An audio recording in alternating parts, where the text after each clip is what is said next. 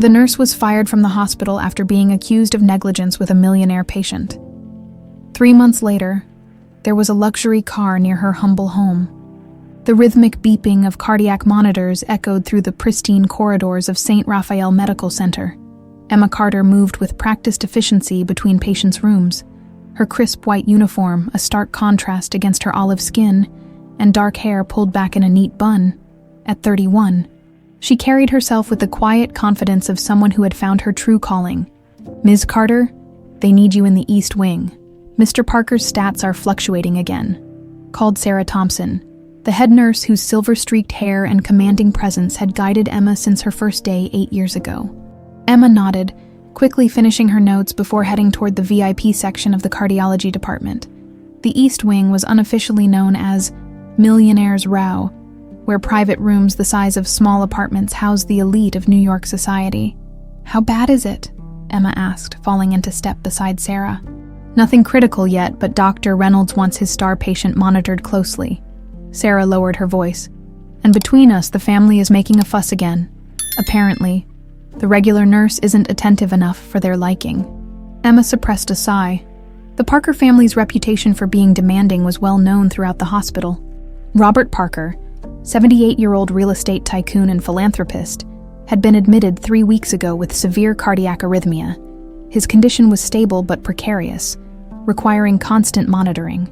"I'll take care of it," Emma said simply. "I know you will. That's why I recommended you." Sarah squeezed her shoulder. "Just remember, these people aren't used to hearing no about anything." As Emma approached the private suite, she could hear raised voices. A woman with impeccable blonde highlights and a designer suit was berating a young nurse whose eyes had welled with tears. "Completely unacceptable. Do you have any idea who my father-in-law is? I want someone competent in charge of his care. Immediately." Emma stepped forward. "I'm Emma Carter, cardiology specialist. I'll be taking over Mr. Parker's care." She kept her voice professional but firm. "Jenny, would you please update me on the patient's status?" The young nurse gratefully rattled off the vital signs while the well-dressed woman, Stephanie Brooks, according to the chart, watched with narrowed eyes. "And you believe you're qualified to handle my father-in-law's care?" Stephanie asked, looking Emma up and down. "I've been specializing in cardiac care for 8 years, Mrs. Brooks. I graduated top of my class and have assisted in over 200 cardiac procedures." Emma met her gaze steadily. "Mr. Parker will receive my utmost attention." Something in Emma's calm confidence seemed to momentarily disarm Stephanie, who merely nodded curtly before clicking her way out on expensive heels. Inside the private room, monitors surrounded a frail figure in the bed. Robert Parker's once commanding presence had been diminished by illness, his skin papery and pale against the luxurious Egyptian cotton sheets. Yet his eyes, when they opened at Emma's approach, remained sharp and assessing. "Another new face," he commented, his voice surprisingly strong. "They keep changing my nurses like socks." "I'm Emma Carter, Mr. Parker. I'll be your primary nurse from now on." She checked his IV line with practiced movements. "How's your pain level today?" "Manageable," he said, watching her work. "Where are you from, Emma Carter?" "Born and raised in Queens," she answered, noting his heart rate normalizing as they spoke. "My parents still live there." "And what do they do?" Emma hesitated only briefly. "My father was a construction worker. He's retired now. My mother worked as a laundress." She expected the usual reaction from wealthy patients. A subtle withdrawal, a faint condescension. Instead, Robert Parker's eyes crinkled with genuine interest. "And they produced a cardiac specialist. They must be very proud. They sacrificed everything for my education," Emma said simply, adjusting his medication drip. "I was fortunate to receive a merit scholarship for my specialization." Over the next few weeks, Emma's shifts were rearranged to make her Robert Parker's exclusive nurse. What began as routine care evolved into something unexpected. The old man was sharp-witted despite his condition, eager to hear about Emma's day, her patients, and her views on everything from hospital administration to city politics. "You remind me of someone," he told her one evening as she checked his vitals. "Someone I knew long ago." Emma smiled, used to his occasional bouts of nostalgia. "Someone good, I hope." "Yes," he said softly, his gaze distant. "Someone very good indeed." She didn't notice Stephanie Brooks watching from the doorway, eyes narrowed at their easy rapport.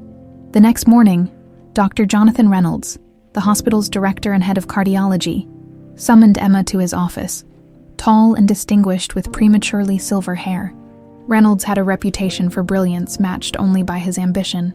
"Emma, I understand you've developed quite a connection with Mr. Parker," he said, gesturing for her to sit. "I provide him the care he needs, Dr. Reynolds." Of course," he smiled, though it didn't reach his eyes. "The Parker family is very important to this hospital. Their donations funded our new research wing." "I understand, sir." "Good. Then you understand why we need to be particularly attentive to their concerns." He leaned forward. "Mrs. Brooks has expressed some worries about her father-in-law becoming too attached to you." Emma kept her expression neutral. "I maintain strictly professional boundaries, Dr. Reynolds." "I'm sure you do." His tone suggested otherwise. "Just remember your position here.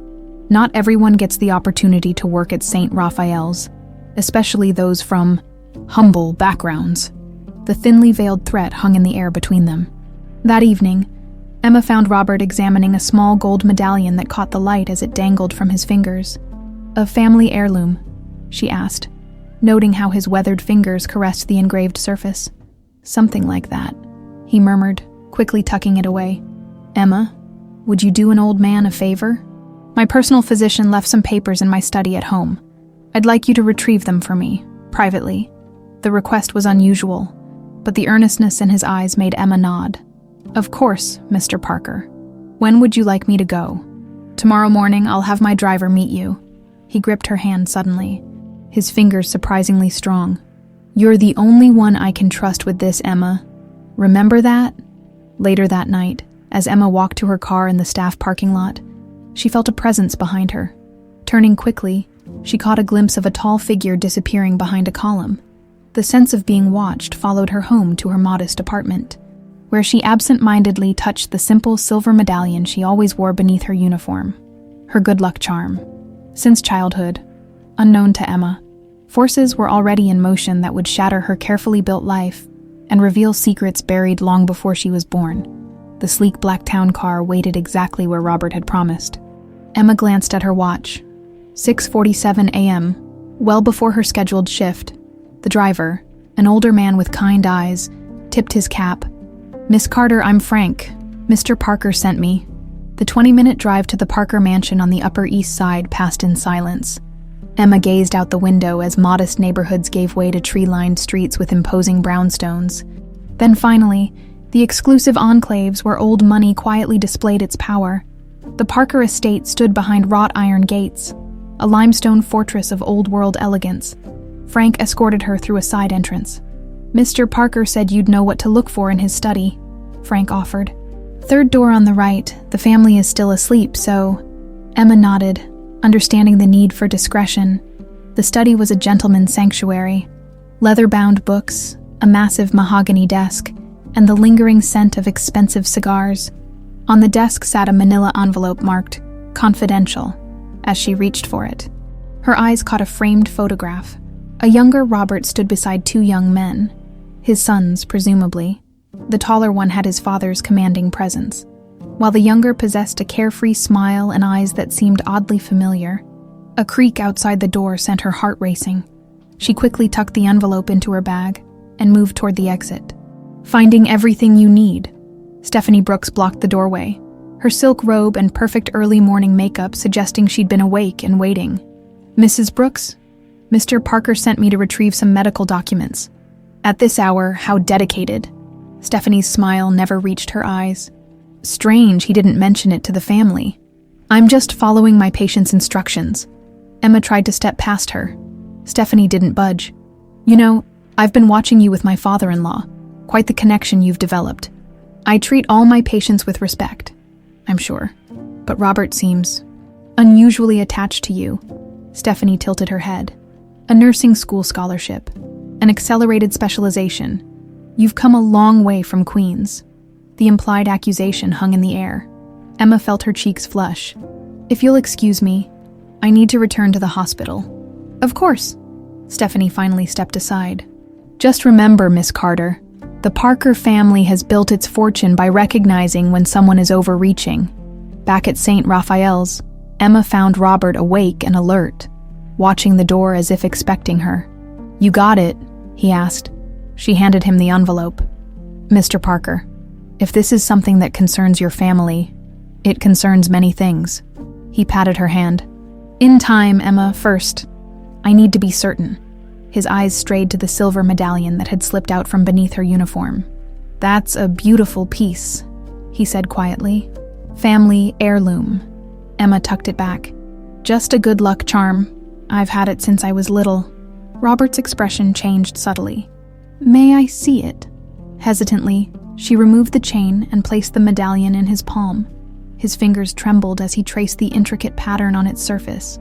"Where did you get this?" His voice had dropped to a whisper. "My parents said it was with me when I came to them. I was adopted," she explained.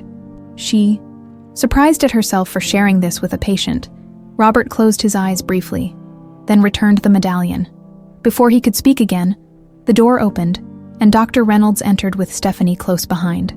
"Mr. Parker, how are we feeling today?" Reynolds's professionally warm tone didn't match his cool glance at Emma. "Ready to go home, Jonathan," Robert replied. "Miss Carter takes excellent care of me." "So I've heard." Reynolds checked the monitors. "Still, your latest EKG shows some irregularities. We should adjust your medication." Emma frowned. "The readings were stable this morning." Reynolds' smile tightened. "Perhaps you missed something. Mrs. Brooks mentioned you were out on an errand earlier." The implication was clear. She'd neglected her duties. Emma started to protest, but Robert interrupted. "I sent her, Jonathan, my request." Reynolds nodded, but Emma didn't miss the glance he exchanged with Stephanie. "Nurse Carter, prepare a 40 ml dose of cardizem," Reynolds instructed, writing the order. Emma checked the chart, alarm bells ringing in her mind. "Dr. Reynolds? Mr. Parker's current dosage is 30 ml. The jump to 40 seems... Are you questioning my orders, Nurse Carter?" Reynolds' voice carried just enough edge to draw attention from a passing orderly. "No, sir, I'm confirming them." Emma kept her voice steady as she prepared the medication. She'd document her concerns afterward. As protocol required, Robert watched the exchange with shrewd eyes, but remained silent as Emma administered the higher dose. By that evening, Emma was finishing her shift when alarms erupted from Robert's room. She sprinted down the hall, reaching him seconds before the code team. "He's in V-fib," she called out, immediately starting chest compressions. The next minutes blurred into controlled chaos. Reynolds arrived, barking orders. Stephanie hovered in the doorway, her face a mask of concern that didn't quite reach her eyes. Eventually, they stabilized Robert, but he remained unconscious. "What happened?" Reynolds demanded, scanning the chart. His blood pressure dropped suddenly after the medication change. Emma reported. "You administered the cardizem." Reynolds' tone was oddly pointed. "Yes, exactly as ordered." Something in his manner made Emma add, "As witnessed by the floor nurse," Reynolds' jaw tightened. "We'll need to review everything, Mrs. Brooks is understandably concerned about the quality of care her father-in-law received today." The next morning, Emma was called to the administration office. Sarah Thompson waited outside, her face grave. "They're saying you administered the wrong dose," Sarah whispered. "There's no record of Reynolds ordering 40 ml. "That's impossible. I documented everything. The order shows 30 ml in the system. Your override to 40 is the only record." Ice filled Emma's veins. "That's not what happened." "I know." Sarah squeezed her arm. "But it's your word against the hospital directors." Inside the office, Reynolds sat beside the hospital administrator and a woman Emma recognized as legal counsel. Stephanie Brooks stood by the window. "Miss Carter," the administrator began, "we're investigating a serious medication error that occurred under your care." "There was no error," Emma stated firmly. "Dr. Reynolds ordered the dosage increase himself." Reynolds shook his head sadly. "Emma, I understand you're under pressure, but Mr. Parker's chart clearly shows I maintained the 30 ml dose. The system logs your override." "That's not possible." Emma's voice rose. "You specifically ordered 40 million. I questioned it." "Are you suggesting Dr. Reynolds would intentionally harm a patient?" Stephanie interjected. "Or that hospital records were somehow altered?" The room fell silent. "Put that way," Emma's claims sounded paranoid. "We've reviewed your work history. the administrator continued. Several incidents of challenging authority, questioning established protocols. I advocate for my patients, Emma said, realizing how futile this battle had become. St. Raphael's cannot risk patient safety, he concluded. We're terminating your employment, effective immediately. The Board of Nursing will receive our report regarding the medication error. You're taking away my license. Emma felt the room spin, based on records that were changed. Please clear your locker today, the administrator continued as if she hadn't spoken. Security will escort you. As Emma walked the long corridor for the last time, clutching a box with her few possessions, she caught sight of Sarah's sympathetic face and the averted gazes of colleagues she'd worked alongside for years. Outside, rain began to fall, soaking through her thin jacket. Her fingers found the silver medallion at her throat, her supposed good luck charm. For the first time in her career, Emma Carter wept, not knowing that the medallion connecting her to a past she'd never known had just set in motion both her destruction and her eventual redemption. 3 months could change everything. Emma stared at the rejection email, her 15th with numb acceptance. This one, like all the others, contained vague regrets about not being the right fit, despite her impressive qualifications. No one mentioned the incident at St. Raphael's directly. They didn't need to. The tiny apartment she now shared with her mother in Queens felt suffocating. Medical journals she once devoured lay untouched on the coffee table. Her scrubs and stethoscope remained packed away in a box she couldn't bring herself to open or discard. Emma, honey, her mother's voice, weakened by years of chronic bronchitis, called from the bedroom. Did you eat something? Yes, Mom, she lied, closing her laptop. Just finishing up some applications. Patricia Carter sat propped against pillows, oxygen tubes circling her face. At 63, she looked a decade older, her body worn from years of hard work and inadequate health care.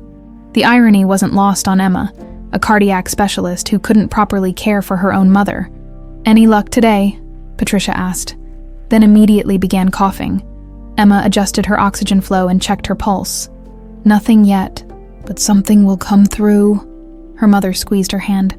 I'm so sorry. Sweetheart, after everything you worked for, don't worry about me. Emma forced a smile. How's your breathing today? The routine check gave Emma something to focus on. Besides her dwindling savings and mounting bills, her mother's medication alone cost nearly $300 a month, money they no longer had. After ensuring her mother was comfortable, Emma grabbed her tote bag. I'm heading to the market.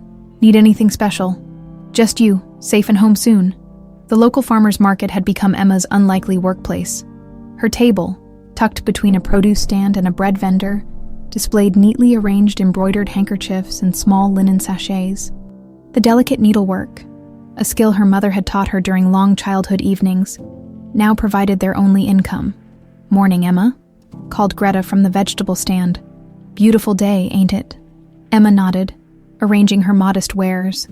The embroidery earned barely enough to cover groceries. Certainly not rent or medications. By midday, she'd sold 3 handkerchiefs and a sachet, about $20 worth, as she considered packing up early.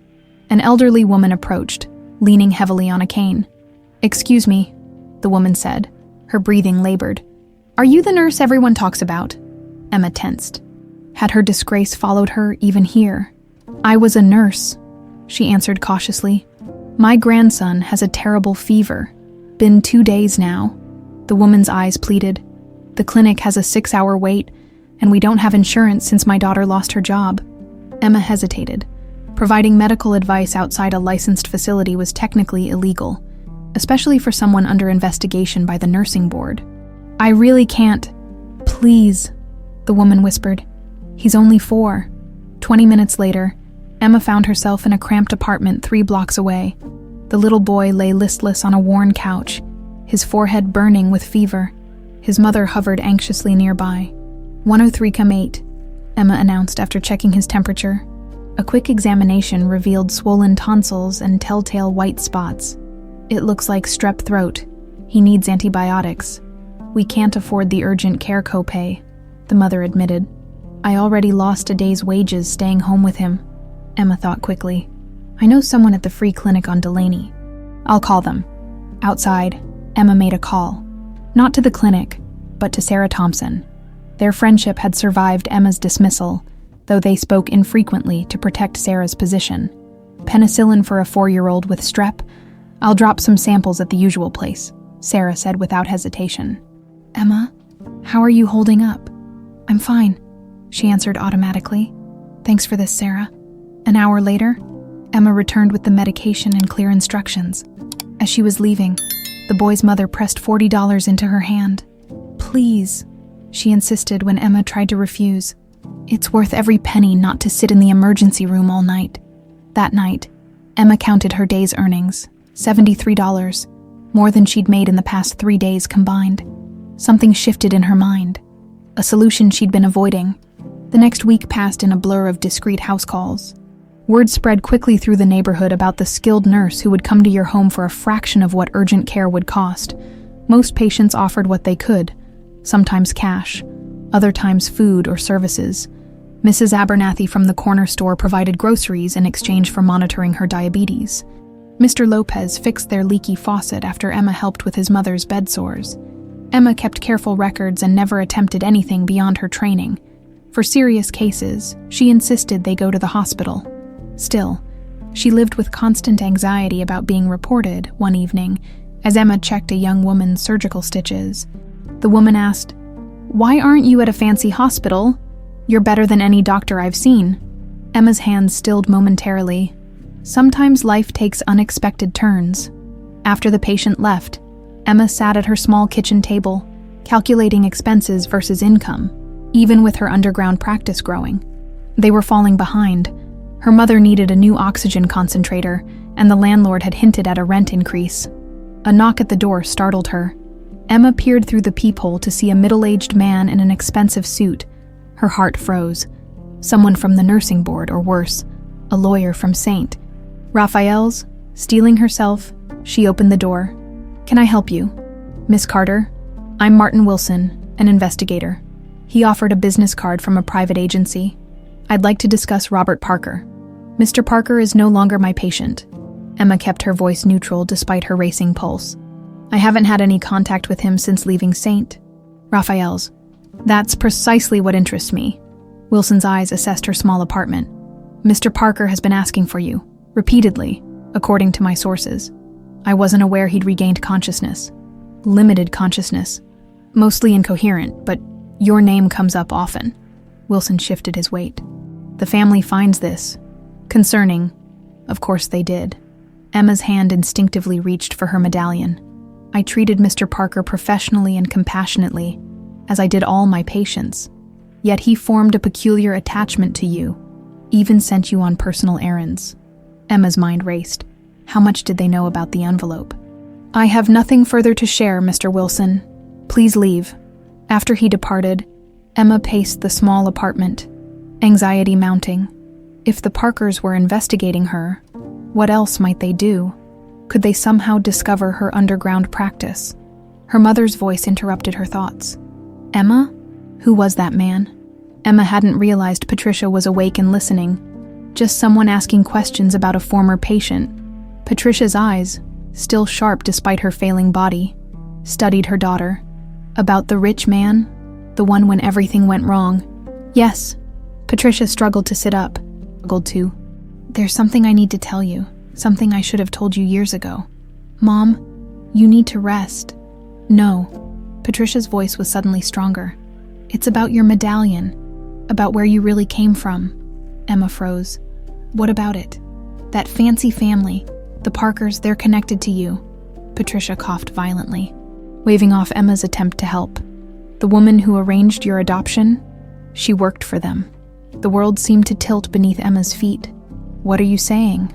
"I don't know all the details, but that medallion, it came with you, and there was money, every month to keep quiet about where you came from."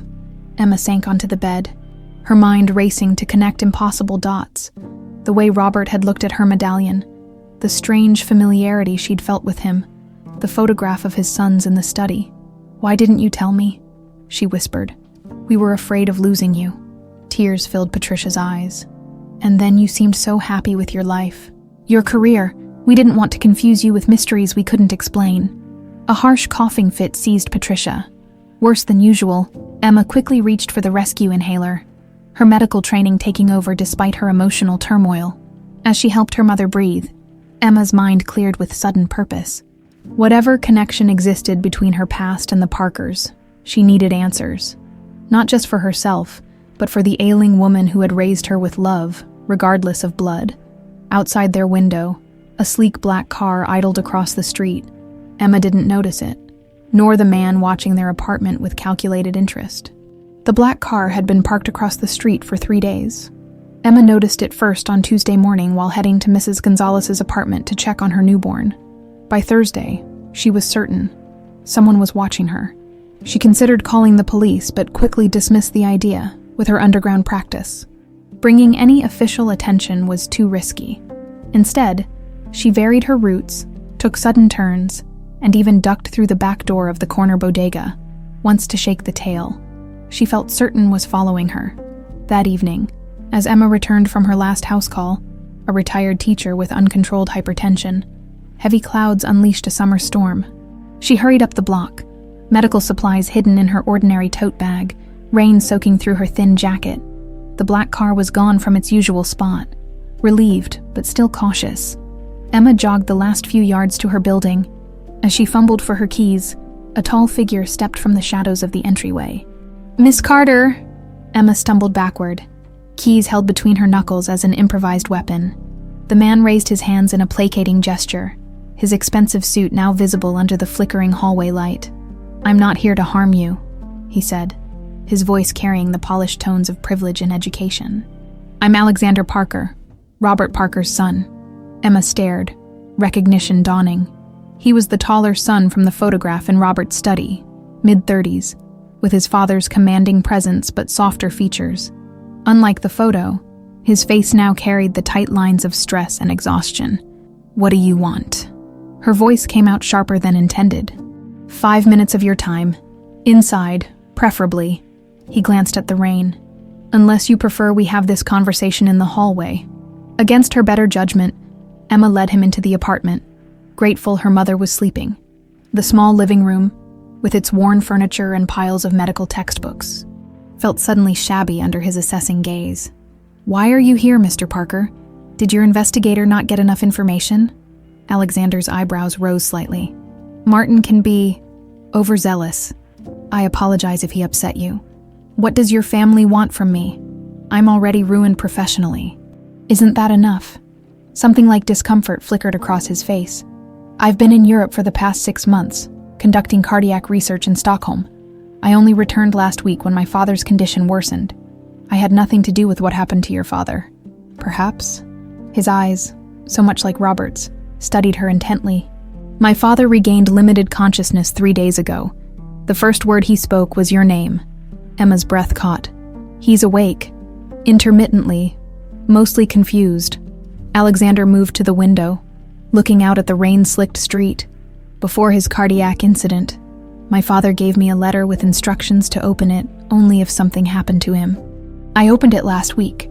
He turned back to her, expression unreadable. "The contents were unexpected. He claimed you are related to our family." The medallion at Emma's throat suddenly felt heavy. "How?" "He believed you are my brother Sean's daughter." The room seemed to tilt. Emma steadied herself against the wall. "That's impossible. I've never met any of you before St. Raphael's. My brother died 10 years ago. If my father's theory is correct, you would have been about 21 at the time." He watched her reaction carefully. "Too old for the adoption story to make sense, I know. But my father included the results of a private DNA test. It shows a familial match to the Parker line." Emma sank onto the couch. "My mother, my adoptive mother, told me recently that my adoption was arranged by someone connected to your family, that money was paid to keep it quiet." "When were you born, Miss Carter?" "October 12, 1993. Something shifted in Alexander's expression. "Sean was 20 that year, studying at Columbia." He reached into his jacket, removing an envelope. "My father hired a private investigator to look into your background before his hospitalization. The results are concerning." Emma took the envelope with trembling fingers but didn't open it. "Why would he do that?" "Initially, I suspected it was because you had somehow discovered your connection to our family and were using it to get close to him. Alexander's admission was blunt. The Parker fortune attracts opportunists. Anger flashed through Emma. I didn't even know I was adopted until I was 12. I worked for everything I had, so I've gathered. His tone softened slightly. My father's investigation paints a different picture than the one my sister-in-law has presented. Stephanie Brooks, Emma said bitterly. Alexander nodded. She claims you manipulated my father for financial gain, that you deliberately administered the wrong medication. That's a lie, Doctor. Reynolds changed the dosage himself. I questioned it at the time. Reynolds? Alexander's expression darkened. He and Stephanie have become quite close in my absence. The implication hung in the air between them. Emma's mind raced, connecting dots. You think they deliberately sabotaged your father's treatment? And framed me for it? I don't know what to think, Alexander admitted. That's why I'm here. I need to understand what happened. And my father clearly trusted you. Emma opened the envelope, scanning the contents. Pages of background information on her life, her education, her work at St. Raphael's, and at the back, a DNA report confirming a first-degree relation to the Parker family. This is impossible, she whispered. I would have been told. Not if someone wanted to keep your existence a secret. Alexander moved closer, his voice dropping. My brother Sean died in a car accident 10 years ago. He'd been driving recklessly, according to the police report, but my father began questioning that narrative recently. Why? He wouldn't say, just that he'd discovered inconsistencies. Alexander hesitated. May I see your medallion? Emma's hand flew to her throat. How do you know about that? My father mentioned it in his letter, said it was identical to one he gave Sean on his 18th birthday. Slowly, Emma removed the chain and handed him the silver medallion. Alexander examined it, then pulled out his phone and showed her a photograph. In it, a young man with a carefree smile, Sean Parker, wore an identical medallion. This doesn't prove anything, Emma said, but her voice lacked conviction. It could be coincidence. In my experience, Miss Carter, coincidences rarely stack this high. Alexander returned the medallion. My father wanted to tell you himself. He was planning to publicly acknowledge you after his 80th birthday. Once his new will was finalized, the implications hit Emma like a physical blow. You think Stephanie found out? And took steps to prevent it? Alexander's voice hardened. With Reynolds' help, Emma stood abruptly, pacing the small room. This is insane. I can't be a Parker. I'm Emma Carter, a nurse from Queens. You can be both, Alexander said quietly. DNA doesn't lie. No, but people do. She faced him squarely. Why should I trust you? Your family destroyed my career, my reputation. Now you appear with wild claims about my parentage. Alexander met her gaze steadily. I understand your skepticism. I shared it initially. That's why I've spent the last 3 days observing you. You were following me. Emma felt a surge of indignation. I needed to see who you really are, away from Raphael's. A hint of admiration crept into his voice. An underground medical practice serving those who can't afford proper care, at significant legal risk to yourself, not the actions of someone motivated by greed. Before Emma could respond, a harsh coughing from the bedroom interrupted them. Alexander raised an eyebrow. My mother, Emma explained, already moving toward the sound. She has chronic bronchitis, made worse by years working with harsh chemicals. Alexander followed, stopping in the doorway as Emma tended to Patricia, helping her with the oxygen mask and checking her vitals with practiced efficiency.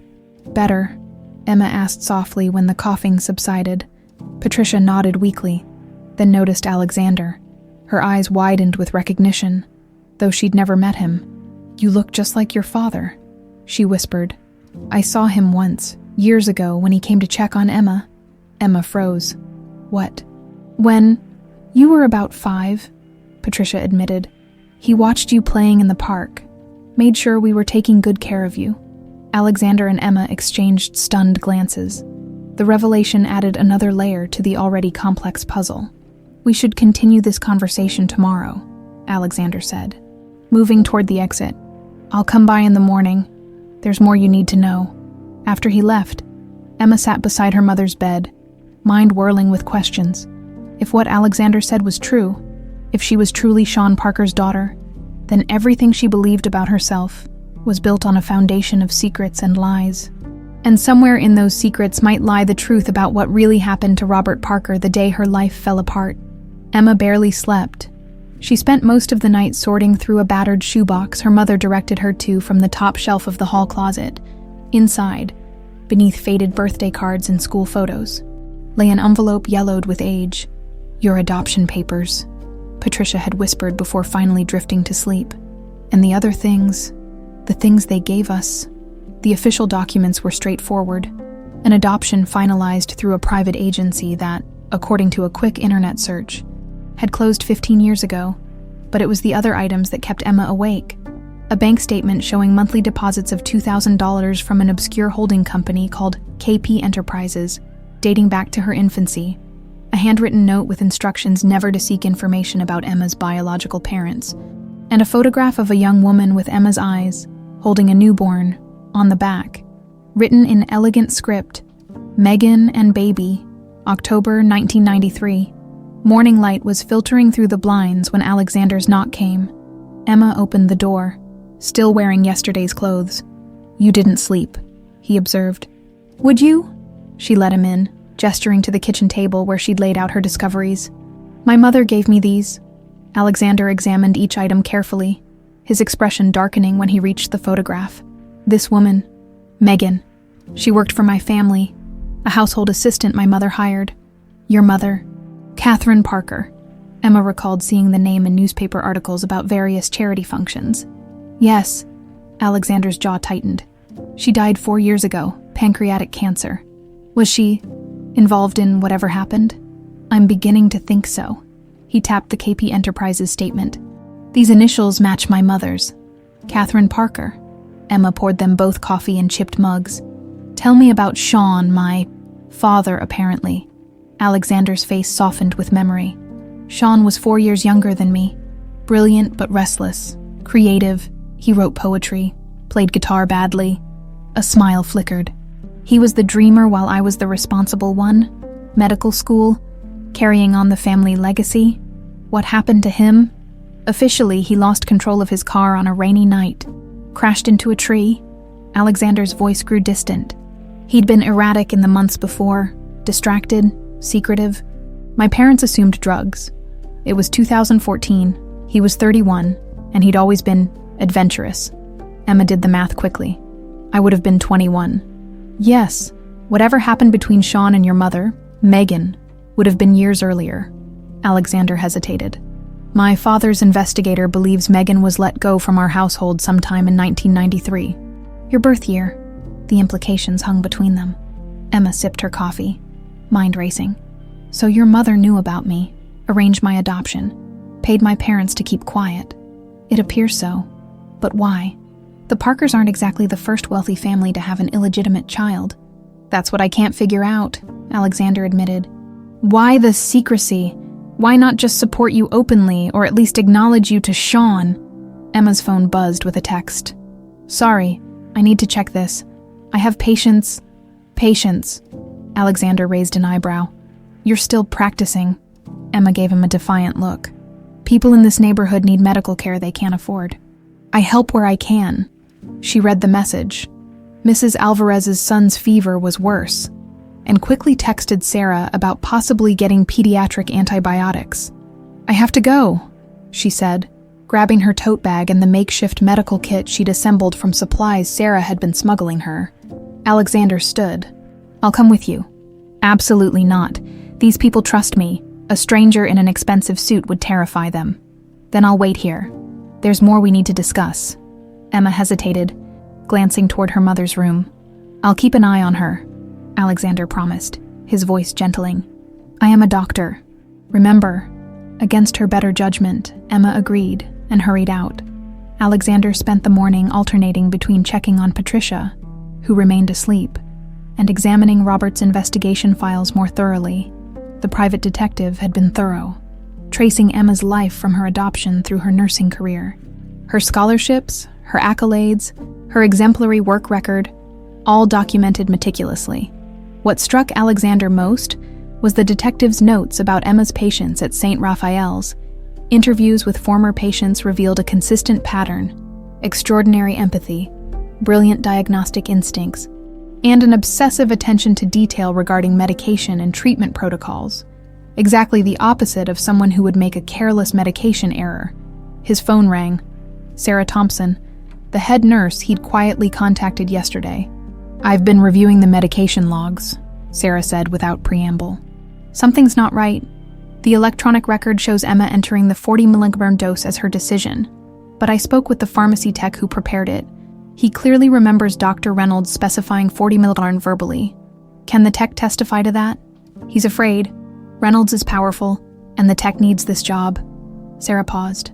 "There's more. The security cameras in your father's room were supposedly malfunctioning that day." "Conveniently," Alexander muttered. "Except the hospital's security system backs up to a secondary server for insurance purposes. Those files are automatically archived off-site." Alexander sat straighter. "Can you access them?" "Not directly, but I know someone in it who owes me a favor."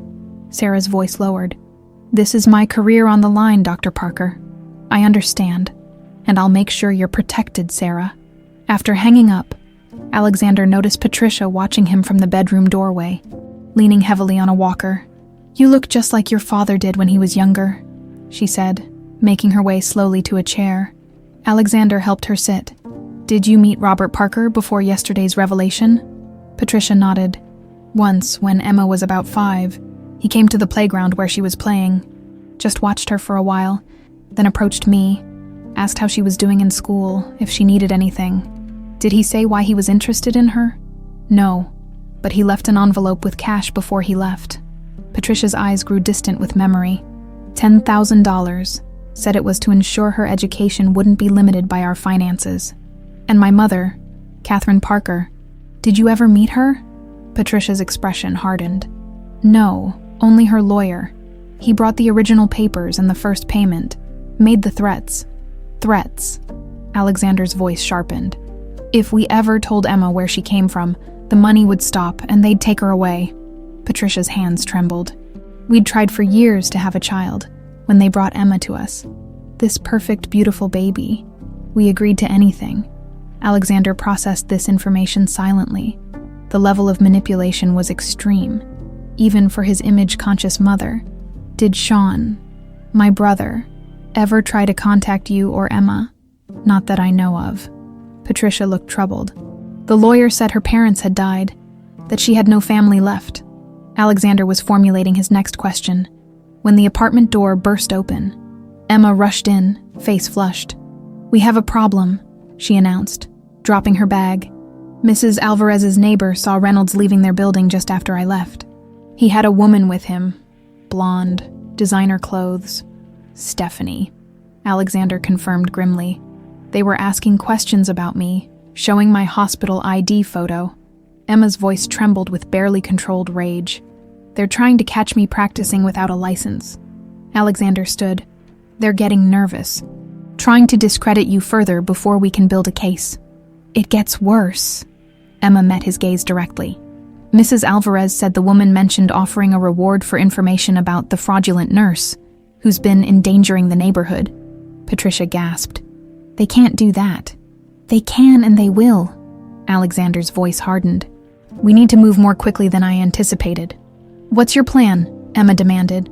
"First, we get you somewhere safe. My father's investigation contains sensitive information that could damage Stephanie and Reynolds if exposed." Alexander checked his watch. "Then we meet with someone who might have answers about what really happened between Sean and your mother." "Who?" "Frank. My father's driver. He's been with the family for decades. And according to these notes," Alexander tapped the file, "he was particularly close to Sean." Emma hesitated, glancing at her mother. "I'll arrange private nursing care for your mother," Alexander promised, reading her concern. "The best available." "I don't need charity," Patricia began. But Emma gently took her hand. "Mom, this isn't about charity. It's about safety. Yours and mine." Emma's voice was firm but gentle. "If they're willing to destroy my career over this, what else might they do?" Patricia studied her daughter's face, then nodded slowly. "You have your father's determination," she said softly. "Sean was always so passionate about doing what was right, no matter the cost. Emma and Alexander exchanged surprised glances. "You knew Sean?" Emma asked. "I met him once," Patricia admitted. "When Megan was pregnant with you, he came looking for her, but she was already gone. Your grandmother had sent her away." Patricia's eyes filled with tears. He was so desperate to find her, so in love. Alexander's phone buzzed with a text from Sarah. "Found the security footage. You need to see this. Coming to your place now. Change of plans," he announced, showing Emma the message. "Sarah's bringing evidence directly to us." Emma nodded, her face set with determination. Whatever secrets had been buried all these years, she was finally going to uncover them. And with them, the truth about what really happened to Robert Parker under her care. Sarah Thompson arrived an hour later, her nurse's scrubs hidden beneath a nondescript jacket. She carried a plain USB drive like it contained state secrets. "I had to call in every favor I've earned in 15 years, she said, embracing Emma briefly, before nodding to Alexander. "Dr. Parker." Emma made quick introductions to her mother before they gathered around Emma's laptop at the kitchen table. "Before I show you this," Sarah warned, "you need to understand what's at stake. If they discover I accessed this footage, I'll lose more than my job." Alexander's expression was grim. "I give you my word, Sarah. Whatever happens, you'll be protected." Sarah inserted the drive. "The footage covers the 2 hours before Robert Parker's cardiac event. I've already reviewed it." The video showed Robert's hospital room from a high corner angle. The timestamp indicated it was 2:14 p.m., about 40 minutes before the code blue was called. The room was empty except for Robert, who appeared to be sleeping. At 2:17, Stephanie entered, glancing cautiously around before approaching Robert's bedside. She checked his IV, then looked toward the door again. "She's waiting for someone," Emma murmured. At 2:19, Dr. Reynolds entered, carrying what appeared to be a medication bag. He and Stephanie spoke briefly, their backs to the camera. Reynolds then removed something from his pocket and added it to the IV drip, while Stephanie adjusted the electronic monitoring equipment. "They're tampering with his medications," Alexander said, his voice tight with controlled fury. "And the monitoring system." At 2:23, they both left. The room remained empty until 2:31, when Emma entered to perform her regular check. The footage clearly showed her surprise at the readings, her quick examination of Robert, and her concerned adjustment of the equipment. "I knew something was wrong," Emma said. The readings didn't match his presentation. At 2:37, Reynolds returned with Emma, now visibly giving instructions. Emma could be seen questioning him, gesturing to the chart. Reynolds pointed firmly at the medication bag. His body language authoritative, Emma reluctantly administered the medication, carefully documenting everything before leaving. At 2:52, Robert began showing signs of distress. By 2:56, he was in full cardiac arrest, and Emma rushed in to begin resuscitation efforts. Sarah paused the footage. The metadata shows this video was never reviewed by hospital security. Someone marked it as equipment malfunction and buried it. The room fell silent as they absorbed the implications. Alexander was the first to speak. "This is attempted murder," he said flatly. "They deliberately induced cardiac arrest in my father." "But why?" Patricia asked from where she sat watching. "What could be worth attempting to kill your own father-in-law?" "Control of Parker Enterprises," Alexander replied. "With my father incapacitated and me out of the country, operational control would fall to Stephanie as the only adult family member actively involved in the business." "There's more," Sarah said quietly. "When I was getting this footage, I found something else." She opened another file, an email from Reynolds to the hospital board, dated just 2 days before Robert's incident. The message requested board approval for a lucrative partnership between St. Raphael's and a pharmaceutical company called NovaCare Therapeutics. The proposal would grant NovaCare exclusive testing rights for experimental cardiac medications at the hospital in exchange for substantial funding. NovaCare is a subsidiary of Parker Enterprises, Alexander explained, his expression darkening. "A research division my father was planning to sell because their trials weren't yielding results. Reynolds must have convinced Stephanie they could save it and make themselves rich in the process," Emma added. Sarah nodded. "Reynolds has been pushing clinicians to enroll more patients in NovaCare trials. The pressure's been intense. Emma stood abruptly, pacing the small kitchen. So they tried to kill Robert to gain control of Parker Enterprises and push through the NovaCare deal. But why frame me? Why not just let his death appear natural? Alexander's eyes met hers. Because of what my father discovered about you. The apartment fell silent as the pieces clicked into place. If Robert acknowledged me as Sean's daughter, Emma began, you'd be entitled to a significant portion of the Parker fortune. Alexander finished. Stephanie couldn't risk that. She needed you discredited and removed from the picture entirely. Patricia's frail voice broke the silence. All these years, I thought we were protecting Emma by keeping her adoption secret, but we were just helping that woman bury the truth. Emma knelt beside her mother's chair. You did protect me. You gave me a home, an education, love. That's what matters. Your mother's right, though, Alexander said. My mother, Catherine, went to extraordinary lengths to hide your existence, not just from the public, but from Sean himself. But why? Emma asked. What was so terrible about Sean having a child? Alexander hesitated. I think it has to do with Logan. Who's Logan? Stephanie's son. He's 19 now, which means, Alexander calculated quickly, Stephanie would have been pregnant with him around the same time your biological mother was pregnant with you. Emma's eyes widened. You think Sean was involved with both women? It's possible. Sean and Stephanie dated briefly before she married my older half-brother James, Logan's official father. Alexander ran a hand through his hair. James died when Logan was 5. Cancer. Stephanie has been part of the family business ever since. So if I appeared as Sean's legitimate child, Logan's position as the youngest Parker heir would be threatened, Alexander confirmed. Especially if there were questions about his paternity. Sarah, who had been examining the files further, suddenly straightened. There's something else here you need to see. She pulled up another document, a DNA comparison. This was in a folder marked confidential on the same server. It's a paternity test for Logan Brooks, comparing his DNA to Sean Parker's. And, Alexander leaned forward, negative match. Sean wasn't Logan's father. Emma absorbed this information, her medical mind working through the implications. So Stephanie has been positioning her son as a Parker heir when he's not actually related to your family at all. It seems that way, Alexander said quietly.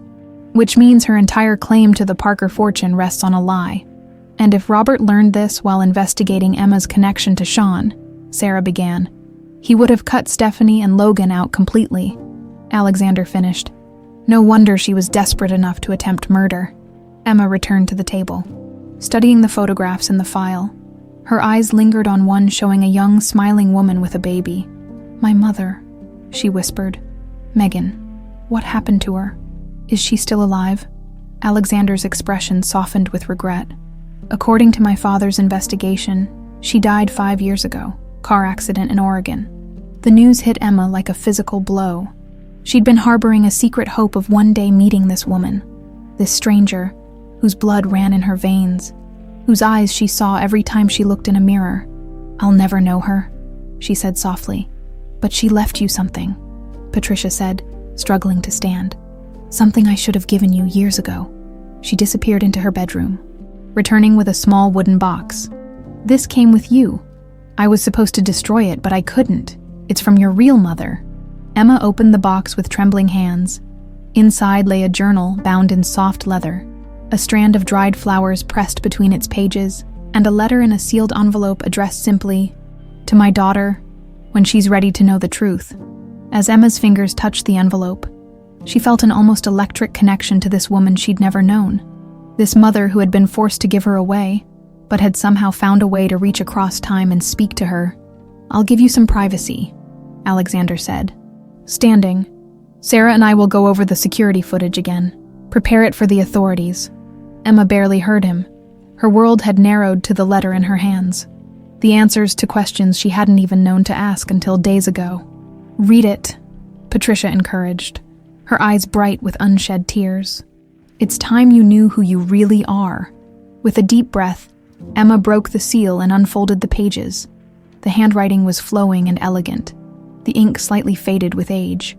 My dearest daughter, it began. If you're reading this, then you're finally ready to know the truth about your birth, about your father, and about the great love that created you, a love that not even the powerful Parker family could destroy. Emma's hands trembled as she read her mother's words. I was 22 when I came to work at the Parker mansion, fresh out of college with an art history degree that wouldn't pay the bills. I took the position as Mrs. Parker's personal assistant. The pay was excellent, the work straightforward. What I never expected was Sean. He was different from the rest of them. Warm, genuine, with a laugh that could light up even the coldest rooms of that massive house. We tried to keep our feelings secret, knowing his mother would never approve of the help. For 6 beautiful months, we lived in our own private world of stolen moments and whispered promises. When I discovered I was pregnant, Sean was overjoyed. He wanted to marry me immediately. Family expectations be damned. He even gave me his precious medallion, the one I've left for you, as a promise that we'd be a family. But Catherine Parker discovered our secret. I was dismissed immediately, told that a substantial settlement awaited if I disappeared quietly and terminated the pregnancy. When I refused, things turned ugly. Catherine had evidence fabricated claiming I'd stolen from the family. She threatened to have me imprisoned if I didn't comply with her demands. Sean was sent to Europe suddenly on family business. Catherine told him I'd accepted money to leave, that I'd never really loved him. By the time he returned and discovered the truth, you had already been born, and I had been forced to sign the adoption papers. I have spent every day since then searching for you, fighting the army of lawyers the Parkers set against me. Sean never stopped looking for me, never stopped believing in our love. The medallion you wear is the twin to his. He never took his off, hoping it would somehow lead him back to us. The letter continued, detailing Megan's years-long fight against the Parker family's influence, her brief reconnection with Sean shortly before his death, and her hope that one day her daughter would know the truth. Emma wiped tears from her cheeks, looking up to find Alexander watching her from the doorway, his expression solemn. She found him again, Emma said, just before he died. Alexander nodded. The accident that killed Sean. It never made sense. He was a careful driver. Despite his wild reputation, my father suspected there was more to the story. According to this, Sean was on his way to meet with a lawyer about challenging my adoption when his car crashed. Emma handed him the letter.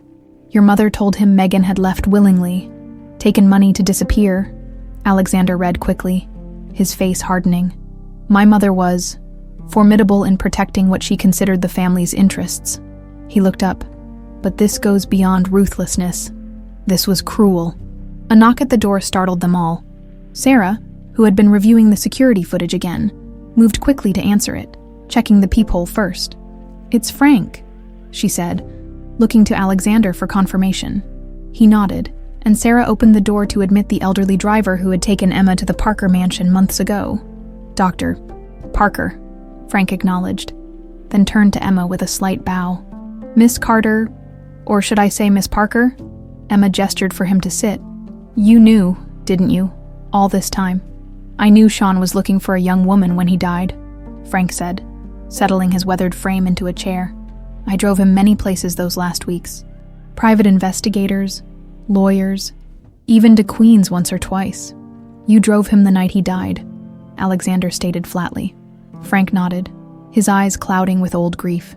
He was excited that night, said he finally had proof that would blow everything wide open, his exact words. Proof of what? Emma asked. I don't know for certain, but he had a file with him. Documents he'd taken from your mother's private safe, Dr. Parker. Alexander leaned forward. Did you see what was in it? No, but after the accident. Frank hesitated. I was first on the scene, called it in, while waiting for emergency services. I checked on him. The file had spilled open. And, Alexander prompted, there were photos of a baby. You, I suppose, Miss Carter, and what looked like banking records. Frank's gaze turned distant with memory. Sean was still conscious, briefly. He pressed his medallion into my hand, told me to find her and tell her the truth. Then the ambulance arrived. And in the chaos, the file disappeared. Alexander finished grimly. Yes, sir.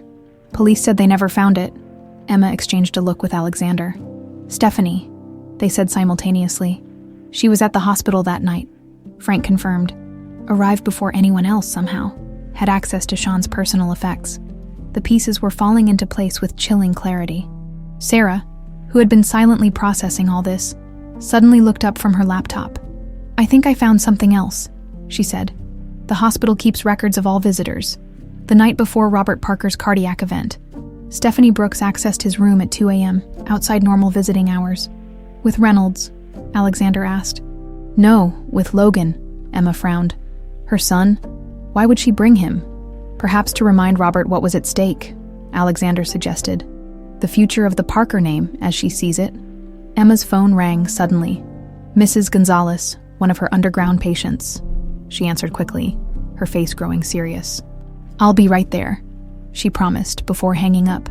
"Mrs. Gonzalez says there are people at her apartment asking questions. A woman matching Stephanie's description and 2 men who look like private security. They're closing in," Alexander said grimly. "We need to move now." "I need to warn my patients first," Emma insisted. "These people trust me." "There's no time," Alexander argued. "If Stephanie finds you, I won't abandon vulnerable people who depend on me," Emma stated firmly. "Not everyone has the luxury of private health care and legal protection, Dr. Parker." Something in her tone made Alexander pause. He studied her for a moment, then nodded slowly.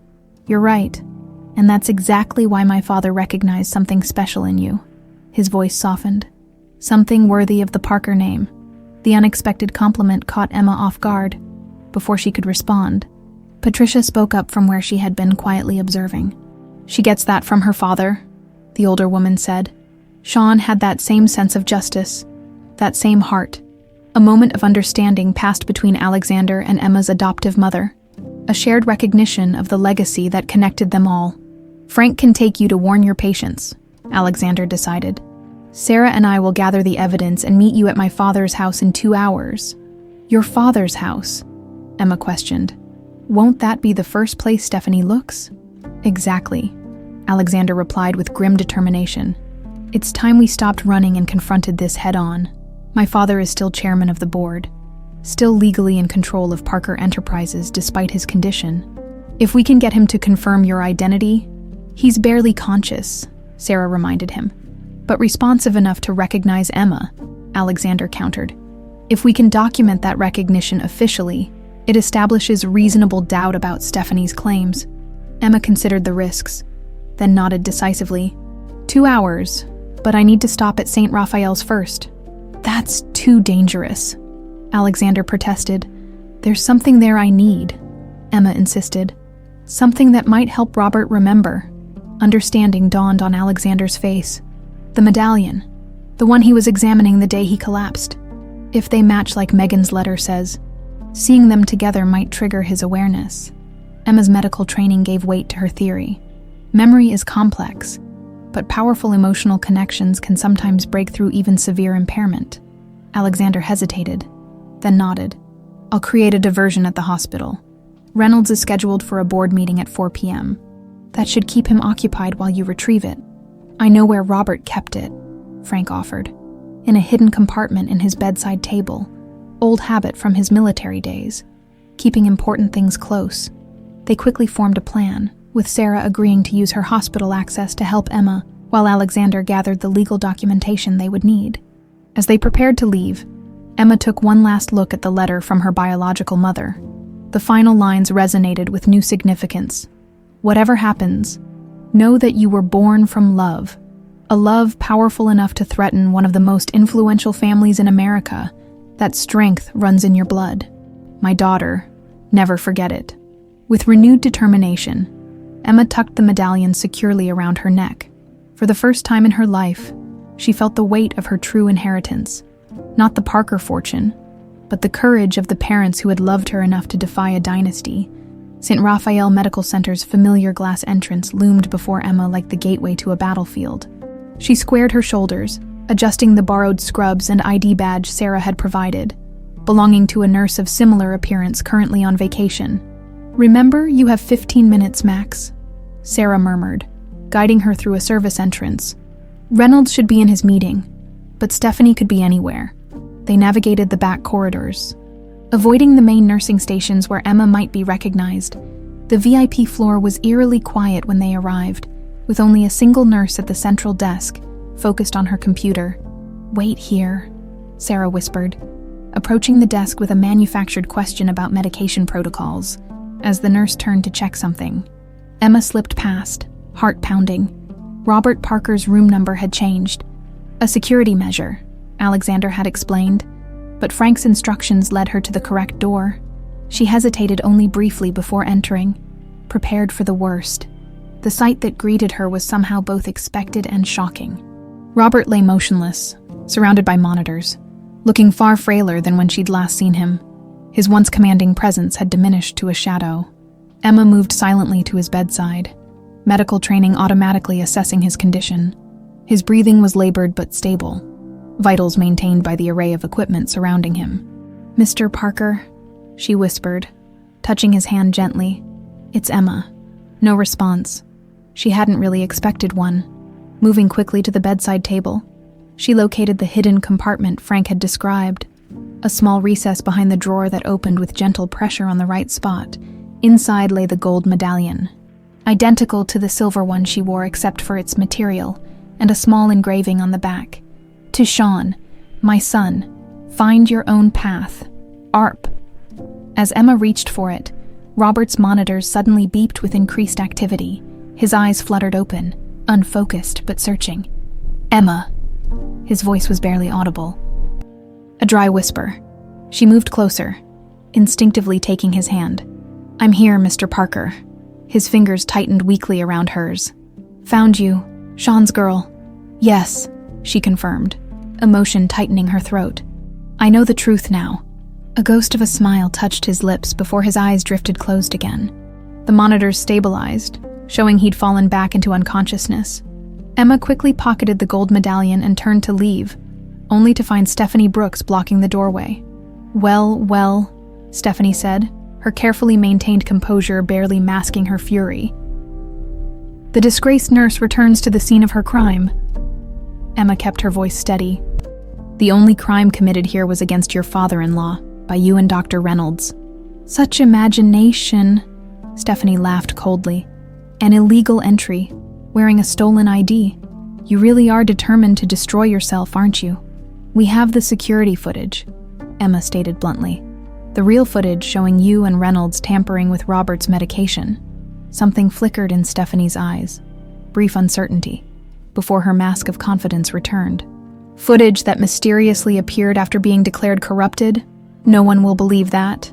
They will when it's accompanied by Robert's official statement acknowledging me as Sean's daughter." This hit home. Stephanie's perfect veneer cracked, revealing the desperation beneath. "He's barely conscious, hardly competent to make such declarations. Yet coherent enough to recognize me," Emma countered, "to remember the truth he discovered." Stephanie moved further into the room, letting the door close behind her. "And what truth is that? Some fantasy about Sean and a housemaid. How pathetically cliché." "You knew," Emma realized. Studying Stephanie's reaction, "You knew about me all along. Catherine told me everything when I married James." Stephanie's voice hardened. "Insurance," she called it. "Knowledge to protect the family interests against complications. Like Sean finding his child," Emma guessed. "Or discovering that Logan isn't his son after all." The direct hit landed with precision. Stephanie's composed facade completely shattered. "Don't you dare mention my son," she hissed. "Logan is more deserving of the Parker name than you could ever be. But he's not a Parker by blood," Emma pressed. "And you've built your entire position on that lie." Stephanie moved with unexpected speed, blocking Emma's path to the door. "You think you can just appear after 30 years and claim what belongs to my son, what I've spent decades securing? I don't want your money," Emma said truthfully. "I want justice, for myself, for Sean, for Megan, and for Robert." "How noble," Stephanie sneered. "But I don't believe you. No one walks away from billions, especially not someone from your background." Before Emma could respond, the door opened again. This time, a young man entered, tall, with carefully styled hair and expensive clothes that somehow didn't quite suit him. His eyes, wide with confusion, moved between the two women. "Mom, what's going on?" Logan Brooks asked. "The security guy you sent said it was urgent." Emma immediately recognized the setup. Stephanie had summoned her son deliberately to witness whatever was about to unfold. "Logan, call security," Stephanie ordered. "This woman is the nurse who nearly killed your grandfather. She's broken in to finish the job." The young man hesitated, studying Emma with uncertain eyes. "She doesn't look like a killer.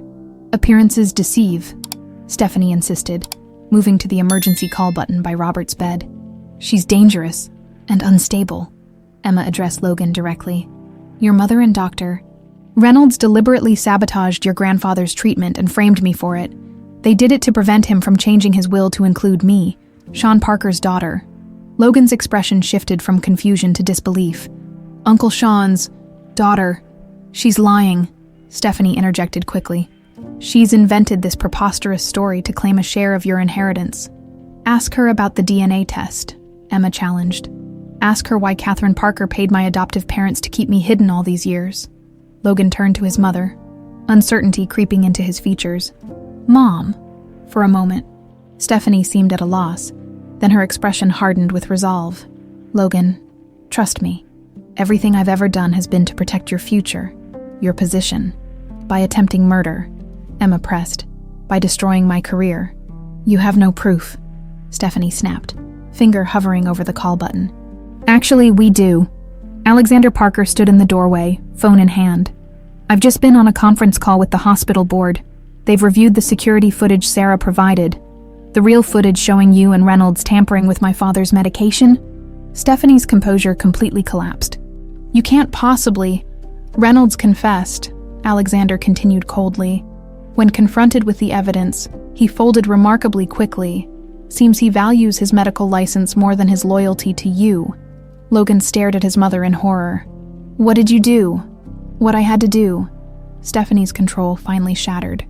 "That old man was going to destroy everything I've built, everything I've secured for you. By acknowledging his granddaughter," Alexander asked pointedly. "By destroying Logan's birthright." Stephanie's voice rose hysterically. "I worked too hard, sacrificed too much to let some nobody from Queens take what belongs to my son." The room fell silent. Logan's face reflected dawning comprehension of the truth he'd never been allowed to see. "Mom," he said quietly, "what exactly did you do to grandfather?" Before Stephanie could answer, hospital security appeared in the doorway behind Alexander. "Perfect timing," Alexander told them. "Please escort Mrs. Brooks to the conference room. The board and police are waiting to speak with her." As security moved toward her, Stephanie's eyes darted desperately around the room, seeking escape, finding none. She lunged suddenly toward Emma with unexpected violence. "You ruined everything!" she shrieked, hands outstretched like claws. Emma sidestepped the attack, her nurse's training allowing her to restrain Stephanie without harming her. The security guards quickly took over, leading the now sobbing woman away. Logan stood frozen, shock evident on his young face. "I had no idea," he whispered. "All these years, she said she was protecting the family legacy. Protecting me." Emma felt an unexpected surge of compassion for this young man, technically her cousin, whose entire identity had just been upended. "She did love you," Emma said gently, "in her way." Alexander stepped forward, placing a hand on Logan's shoulder. "Family is complicated, Logan, but we're still your family." Regardless of blood, as they spoke, a slight movement from the bed caught their attention. Robert Parker's eyes were open again, clearer this time. His gaze moved between them, recognition dawning slowly. "Alexander," he whispered. "You found her." Alexander moved to his father's side. "Yes, Dad. I found Emma." Robert's weathered hand reached out weakly. Emma stepped forward, placing both medallions, gold and silver, in his palm. "Sean's girl," he murmured, a tear tracking down his wrinkled cheek. "You have his eyes. And his heart," Alexander added softly, as Robert drifted back to sleep, still clutching the medallions. Emma felt something shift inside her, a sense of belonging she'd never known she was missing. Whatever came next, she was no longer alone in her fight for justice. The next 48 hours passed in a surreal blur. Stephanie and Reynolds were formally charged with attempted murder and evidence tampering. The hospital board convened an emergency session to discuss the implications, while lawyers from every corner of the Parker empire scrambled to assess the damage. Emma watched it unfold from a strange middle distance, neither fully part of the Parker world nor separate from it. She'd moved her mother to a private suite in Robert's mansion at Alexander's insistence, though Patricia had protested the unnecessary extravagance, until Emma gently explained the practical benefits for her medical care. On the third morning, Emma sat beside Robert's hospital bed, reviewing his charts. His condition had stabilized remarkably since Stephanie's removal, though he remained largely unconscious, waking only for brief, often confused moments. "Any change?" Alexander asked, entering with 2 coffee cups and dark circles under his eyes. Emma accepted the coffee gratefully. "His numbers are improving. Brain activity is stronger today."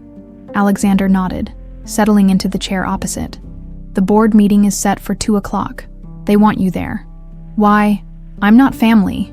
Not officially." "You are by blood," Alexander countered. "And my father clearly recognized you. That carries significant weight." Emma sipped her coffee, considering, "What about my license? The allegations against me?"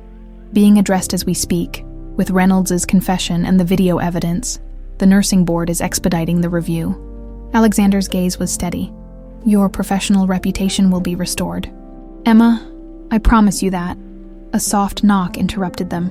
Logan stood hesitantly in the doorway, looking younger than his 19 years in simple jeans and a sweatshirt, a stark contrast to the designer clothes he'd worn previously. "Is it okay if I come in?" he asked, his usual confidence notably absent. Alexander gestured him forward. "Of course." Logan approached the bed, studying his grandfather's face. "The doctors downstairs said he's doing better." "He is," Emma confirmed. "His body is healing. It's just a matter of time before—" A sudden change in the monitors interrupted her. Robert's breathing pattern shifted, his eyelids fluttering. "Grandfather." Logan leaned closer. Robert's eyes opened slowly, clearer than they had been since before the incident. His gaze moved from Logan to Alexander, then settled on Emma with unmistakable recognition. "All here," he murmured, voice weak but coherent. "Good." Emma quickly checked his vitals. Professional training taking over. "Mr. Parker, do you know where you are?" "Hospital." His lips curved slightly. "And it's Robert to families, Emma." Alexander moved to the other side of the bed. "Dad, how much do you remember?" "Enough." Robert's hand moved weakly toward Emma. "The medallions." She placed them in his palm, the gold one that had been Sean's, and her silver one. "Matched set," Robert said softly. "Had them made when the boys were born. Gold for the eldest, silver for the youngest." His fingers traced the engravings. "Catherine gave Sean's to Megan after he died. Said it would tie up loose ends. Didn't know she'd already given you the silver one." "How did you find out about me?" Emma asked. "Accident," Robert admitted. "Found old letters in Catherine's things after she died. Started investigating. When I saw your medallion at the hospital, knew immediately." His breathing grew more labored with the effort of speaking. "Save your strength," Alexander urged. Robert shook his head stubbornly. "No time. Board meeting today. Need to make it official." "Dad, you're in no condition." "Video call," Robert insisted. "Need to be there. Need to acknowledge Emma, publicly." Emma exchanged concerned glances with Alexander. "Medically speaking, it's not advisable. Not negotiable," Robert stated with a flash of the commanding presence that had built his empire. "Waited too long already. Nearly died before making things right." Before they could argue further, Dr. Winters, the new attending physician who had replaced Reynolds, entered for rounds. "Well, this is an improvement," he remarked, noting Robert's consciousness. "How are you feeling, Mr. Parker?" "Like someone tried to kill me," Robert replied dryly. "Need to attend a board meeting this afternoon, video call."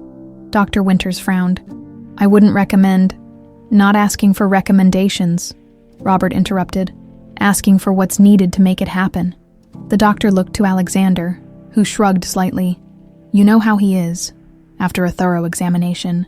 Dr. Winters reluctantly agreed that a brief video appearance wouldn't endanger Robert's condition, provided he remained monitored, and ended the call at the first sign of distress.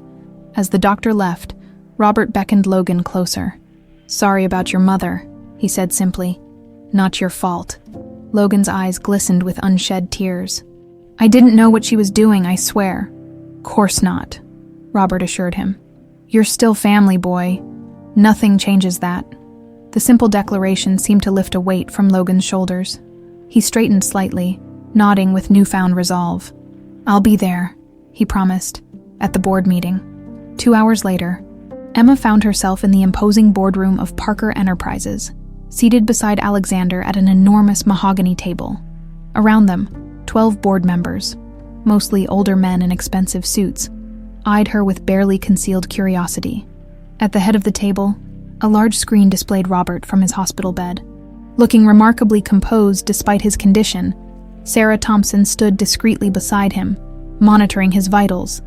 "Let's get to the point," Robert began without preamble. "Recent events have necessitated significant changes to the company's leadership structure.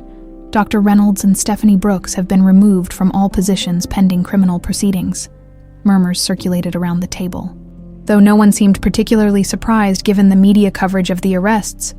"More importantly," Robert continued, "I'm officially acknowledging Emma Carter as my granddaughter, the biological daughter of my late son, Sean Parker." This announcement generated clear shock. One board member, braver than the others, raised his hand. "Mr. Parker, with all due respect, this is quite sudden. Is there any verification of this claim?" "DNA testing confirms it," Alexander replied, sliding folders toward each member.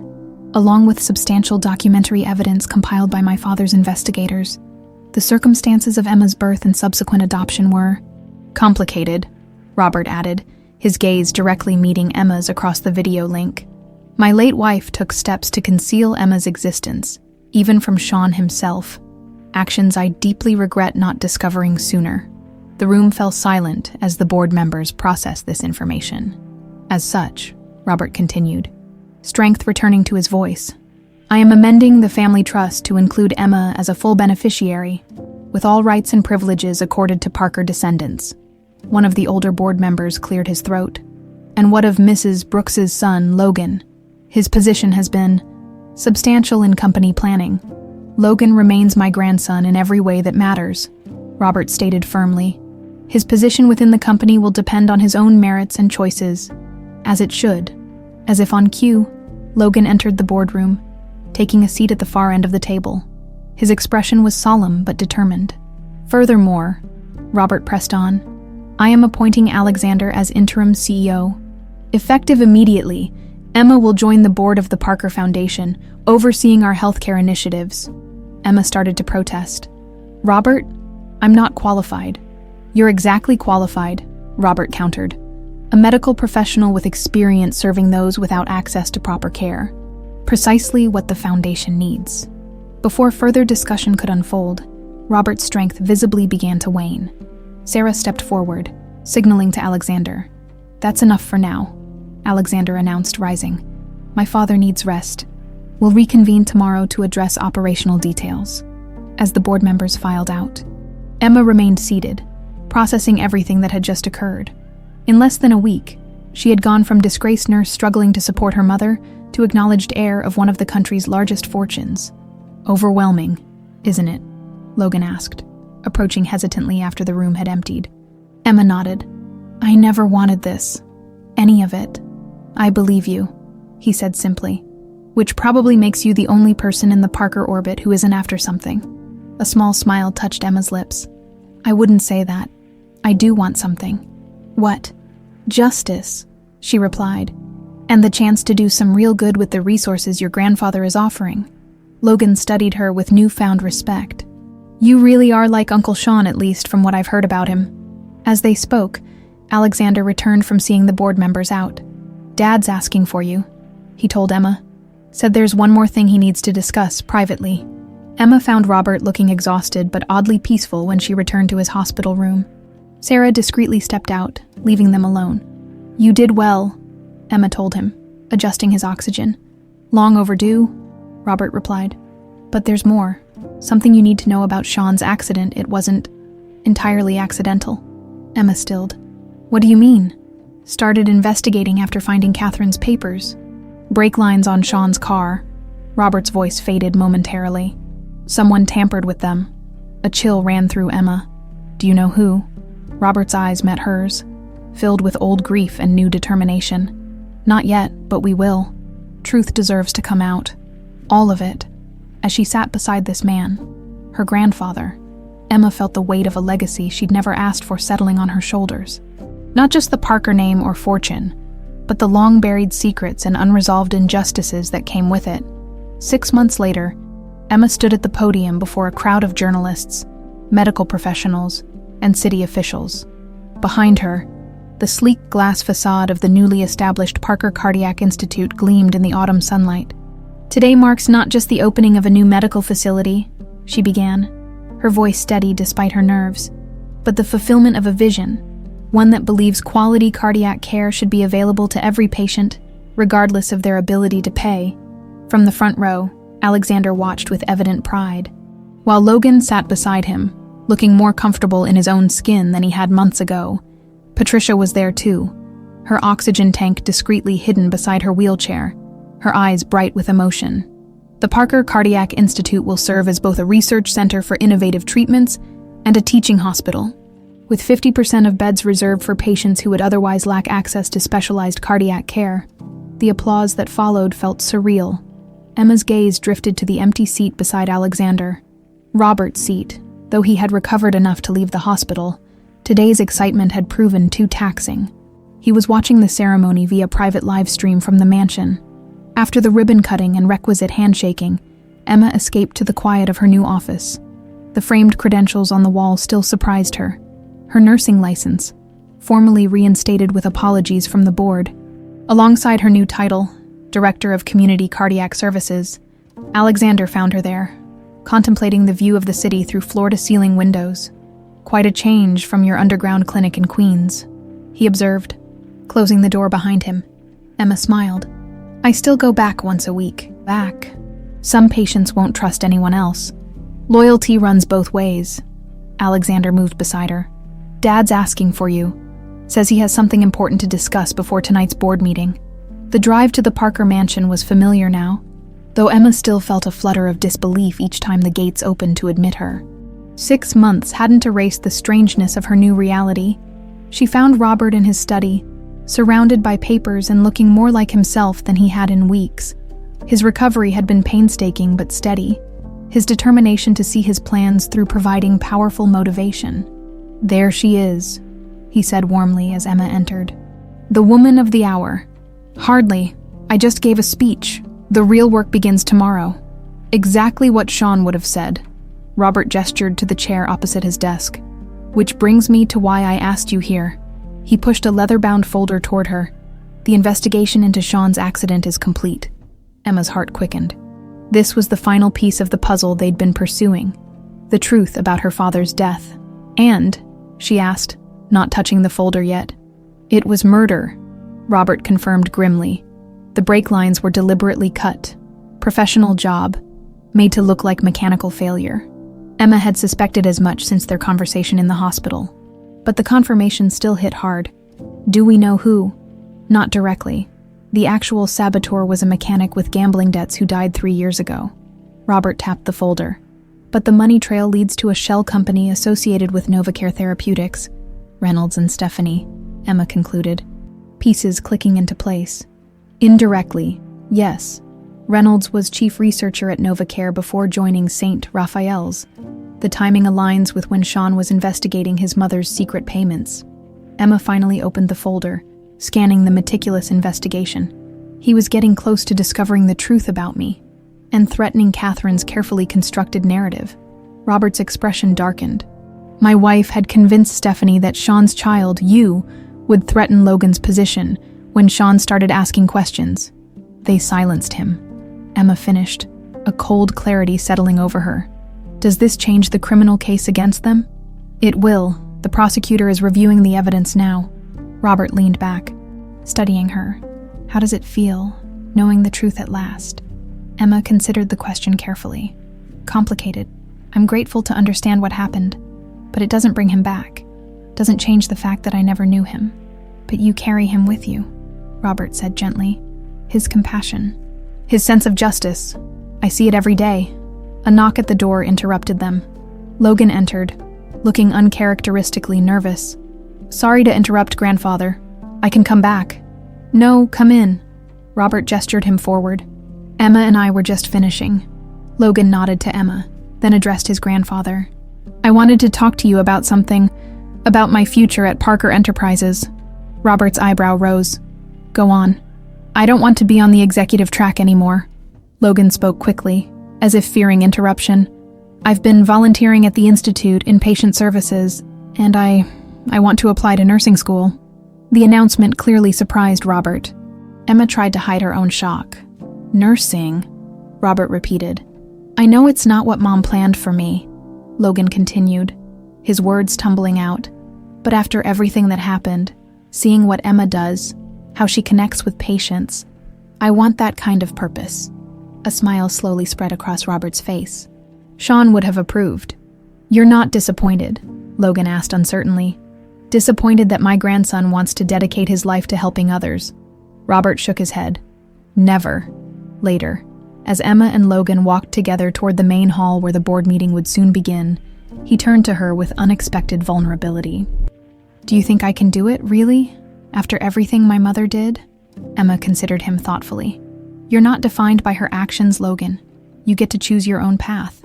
Like you did," he observed, "even when they tried to destroy you." Before Emma could respond, Alexander approached.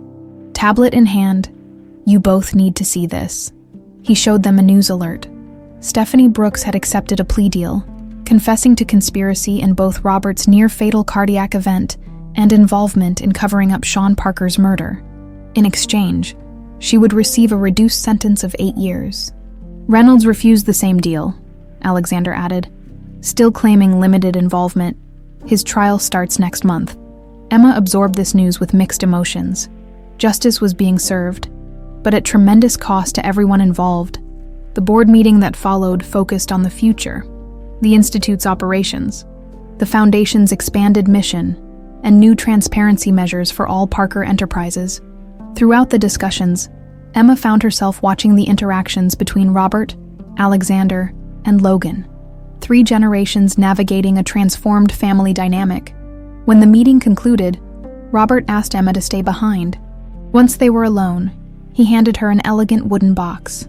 "I had these made," he explained as she opened it. Inside lay 3 medallions, gold, silver, and a new platinum one, all bearing the Parker family crest. "The gold was Sean's," Robert explained. "The silver yours and the platinum is for your mother. Patricia, she may not be a Parker by blood, but she raised you with love and values that put our privileged upbringing to shame." Emotion tightened Emma's throat. This would mean the world to her. "Family isn't just blood," Robert said simply. "It's who stands by you, who shapes you. Patricia is as much family as anyone born to the Parker name." As Emma prepared to leave, Robert added, "There's one more thing. I've established a research fund in Megan's name, dedicated to improving cardiac care for underserved communities." The thoughtful gesture, honoring the woman who had given birth to her, brought unexpected tears to Emma's eyes. "Thank you." That evening, Emma stood on the balcony of her new apartment. The city lights spread before her. She held the 3 medallions, feeling their weight, the weight of the past, present, and future they represented. Her phone buzzed with a text from Alexander. "Dinner tomorrow. Dad wants to discuss expanding the Institute model nationally." The message was followed by another. "Also, I'd just like to have dinner with you." Emma smiled, sensing the careful shift in their relationship from reluctant allies to something with potential for more. Her gaze returned to the medallions. The Parker legacy had been built on wealth and power, often wielded ruthlessly. But perhaps, through her, it could be transformed into something else. A legacy of healing, of justice, of compassion. She clasped the silver medallion around her neck, where it had always belonged, not as a symbol of wealth or status, but as a connection to the father she'd never known, and the mother who had fought to protect her. The truth had nearly destroyed her, but in that destruction, she had found not just her true identity, but her true purpose.